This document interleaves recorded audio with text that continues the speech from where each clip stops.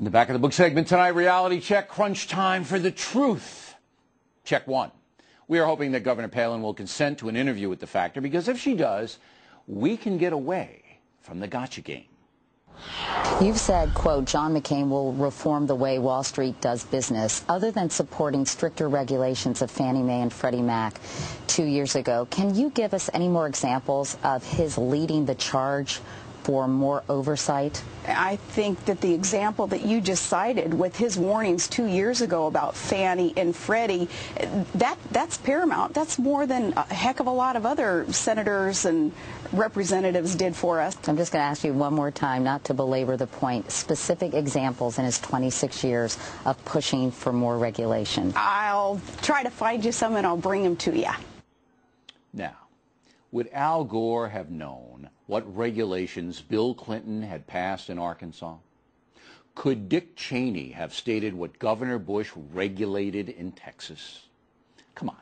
These questions get us nowhere, with all due respect to Ms. Couric, who I think is trying to be fair. What we should be asking Governor Palin is how exactly she would solve complicated world problems. She should have to answer those questions. The Bush Doctrine, the McCain regulatory deal, these are gotcha distractions.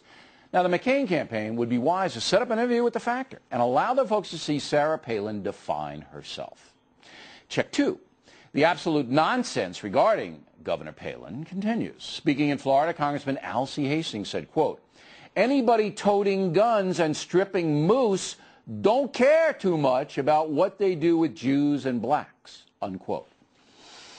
Now, in addition to being grammatically incorrect, that statement is dumb on a colossal scale. I mean, dumb in a way that is almost impossible to define. Check is appalled. Check three. Appearing on CNN, President Clinton said this about campaigning for Barack Obama. After the Jewish holidays, which follow close on it, I intend to go to Florida, to Ohio, to northeast Pennsylvania, and to Nevada at a minimum.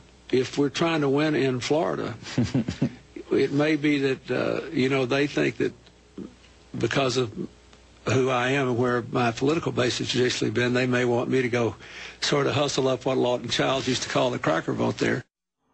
The cracker vote? Can you say that?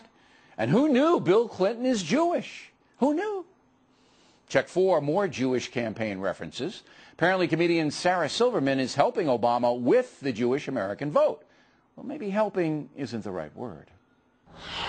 If Barack Obama doesn't become the next president of the United States, I'm going to blame the Jews. The Florida vote can make or break an election. If you don't think that's true, why don't you think back to 2 elections ago when a little man named Al Gore got by Florida? I'm making this video to urge you, all of you, to schlep over to Florida and convince your grandparents to vote Obama. A little man named Al Gore? Not good. And finally, check five. So far, about 5,000 copies of my new book, A Bold, Fresh Piece of Humanity, are heading overseas to our troops because you guys bought them on BillO'Reilly.com. If you buy one, Random House and Operation Shoebox send a corresponding copy to our military people. Now, I know money is tight these days. Bold, Fresh has gotten out of the gate fast, and I can't thank you guys enough. Very nice of you to support the book and the program.